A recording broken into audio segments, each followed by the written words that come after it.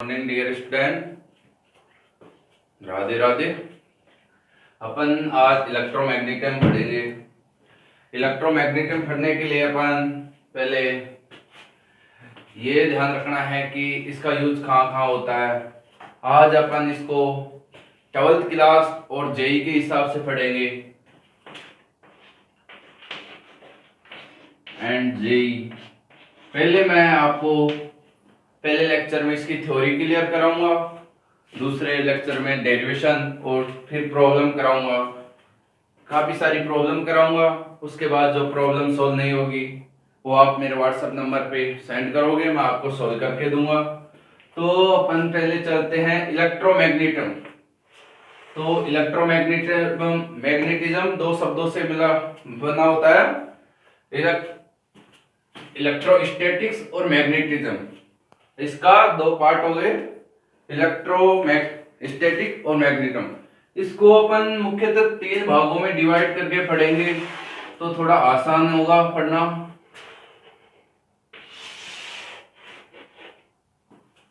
पहला आएगा इलेक्ट्रोस्टैटिक्स।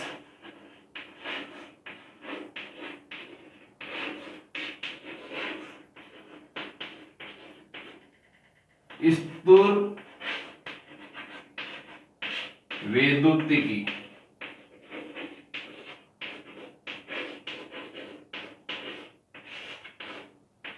दूसरा आएगा अपने पास मैग्नेटिज्म।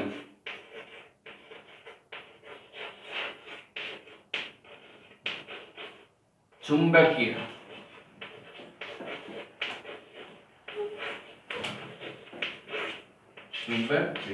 तीसरा आता है अपने पास इलेक्ट्रोमैग्नेटिक वेव। इलेक्ट्रोमैग्नेटिक वेव, इसको अपन बोलते हैं EM wave.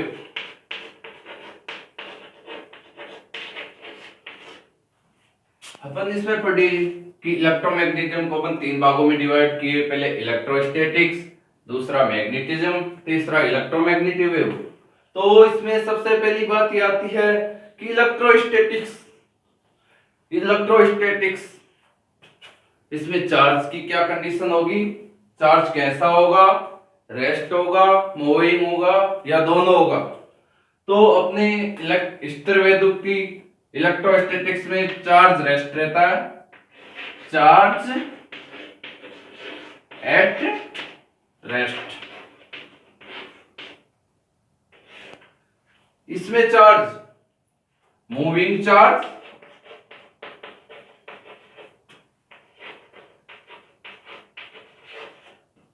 With constant speed.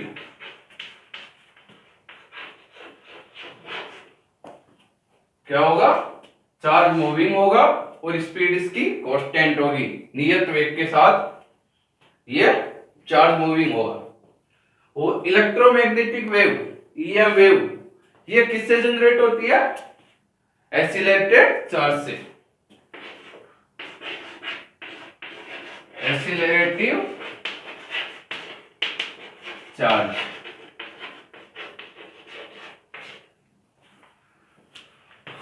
ये हो गया, चार्ज रेस्ट होगा, विराम अवस्था में आवेश होगा, मूविंग अवस्था में आवेश होगा और ये त्वरित अवस्था में आवेश होगा। अपन इसमें पढ़ते आ रहे हैं चार्ज चार्ज चार्ज। तो ये चार्ज क्या है, तो सबसे पहले अपन चार्ज के बारे में अध्ययन करें, स्टडी करेंगे चार्ज में। तो अपना पहला टॉपिक रहेगा विद्युत आवेश।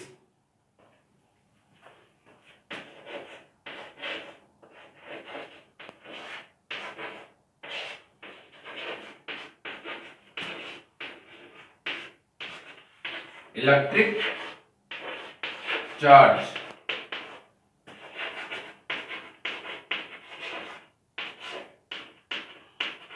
अब अपने विद्युत आवेश है, विद्युत आवेश इसका मतलब क्या हुआ, विद्युत आवेश क्या है, इसको कैसे डिफाइन करें।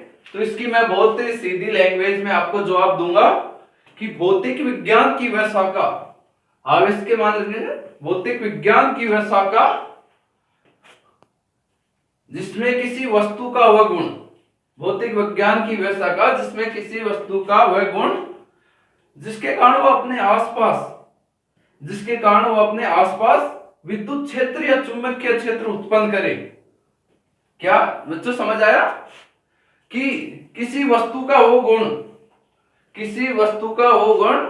जिसके कारण वो अपने आसपास के क्षेत्र में विद्युत क्षेत्र और चुंबकीय क्षेत्र, electric field,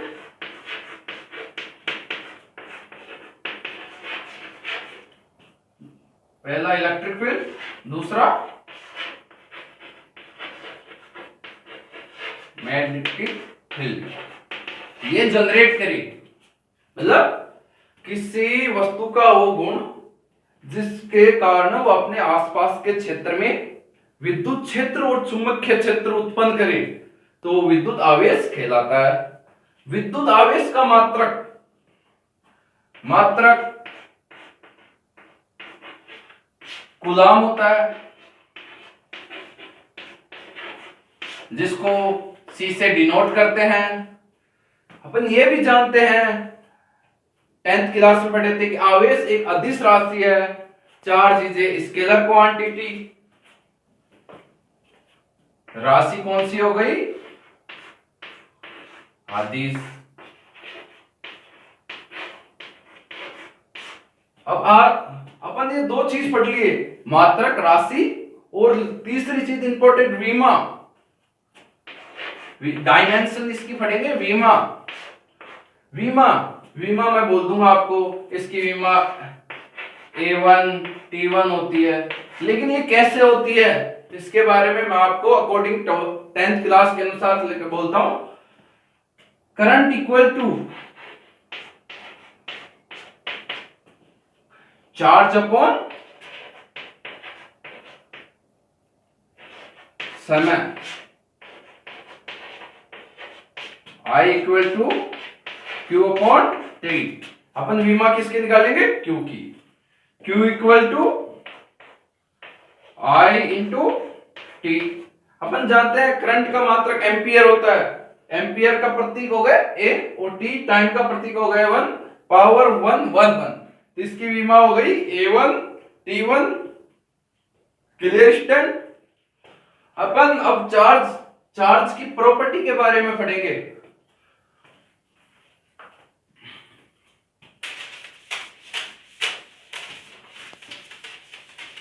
properties of charge, आवेश के गुणधर्म।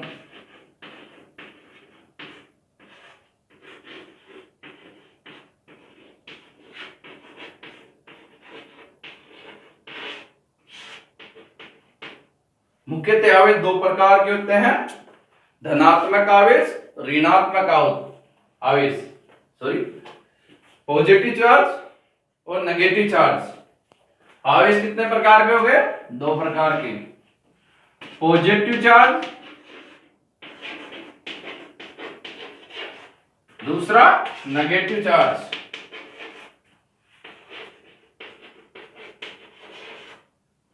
चार्ज हो गए दो प्रकार के, पॉजिटिव चार्ज और नेगेटिव चार्ज। तीसरी अपने इसमें ये एक फर्स्ट प्रॉपर्टी है, दूसरी प्रॉपर्टी पढ़ेंगे कि समान प्रकृति के आवेश एक दूसरे को प्रतिकर्षित करते हैं। जैसे देखो डियर स्टूडेंट, ये दो चौक है, इस पे पॉजिटिव, ये दूर भगेंगे, मतलब दोनों समान प्रकृति के आवेश होने के कारण ये दूर दूर जाएंगे। ऐसे ही इसमें नेगेटिव हुआ, वो भी समान प्रकृति का आवेश है, इस कारण दूर। लेकिन ये देखो, इस पे पॉजिटिव, इस पे नेगेटिव, दोनों आपस में अट्रैक्टिव होंगे, आकर्षित होंगे। इसलिए समान प्रकृति के आवेश एक दूसरे को प्रतिकर्षित करते हैं और विपरीत प्रकृति के आवेश एक दूसरे को आकर्षित करते हैं। तीसरी प्रॉपर्टी आती है सी, कि आवेश बीजगणितीय योग का नियम का पालन करते हैं।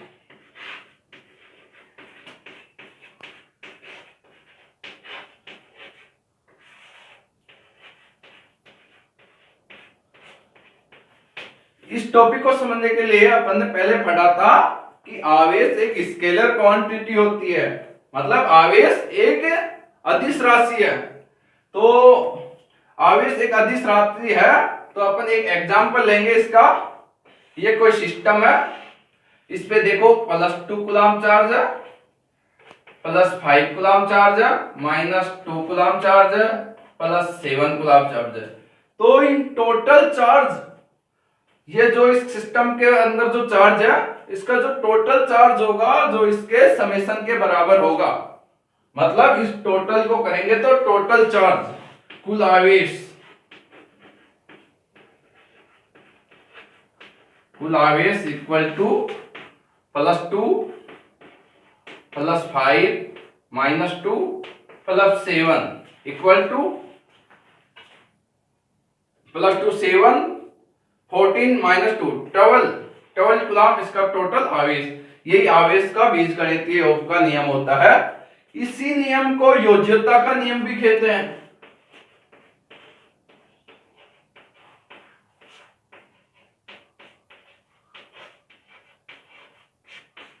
डियर स्टूडेंट, अपनी 3 प्रॉपर्टी कंप्लीट हुई। अब अपन चलते हैं चौथी प्रॉपर्टी पे।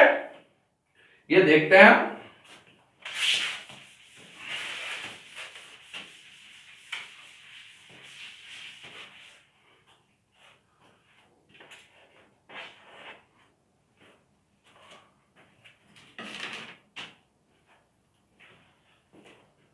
आवेश संरक्षण का नियम, चार्ज कंजर्वेशन लॉ।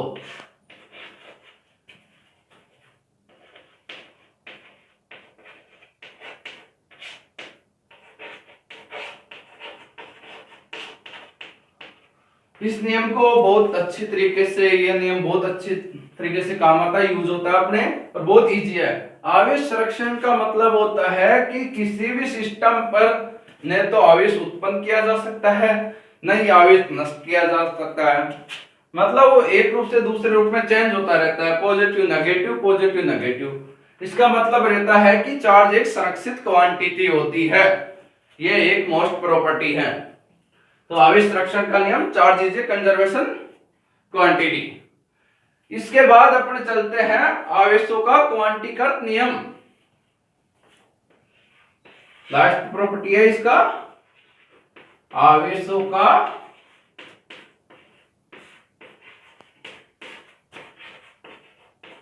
क्वांटीकृत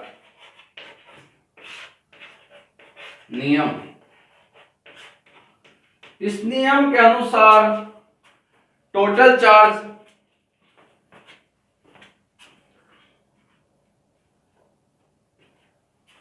इस नियम के अनुसार टोटल चार्ज निकाय के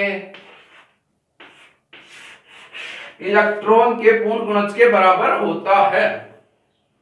मतलब आवेशों का क्वांटीकृत, किसी सिस्टम का टोटल चार्ज इलेक्ट्रॉन के चार्ज के पूर्ण गुणज के बराबर होता है, जहां पर ये क्वांटिटी Q इक्वल टू होता है चार्ज, N होता है कंप्लीट नंबर, E होता है चार्ज, इलेक्ट्रॉन पर charge, charge on electron. Electron पे चार्ज होता है 1.6 10⁻⁻19 कूलम, 1.6 10⁻⁻19 कूलम। ये अपने मोस्ट पे चार्ज की क्वांटिटी होगी।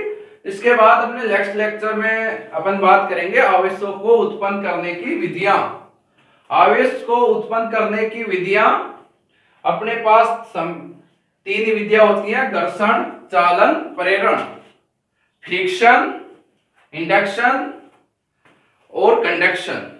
ये अपने नेक्स्ट लेक्चर में इन तीनों टॉपिकों की बात करेंगे, क्योंकि इसके बाद अपन हमें एमएससी के लेक्चर बनाने हैं, प्रीवियस के, फाइनल के, बीएससी के लेक्चर बनाने हैं।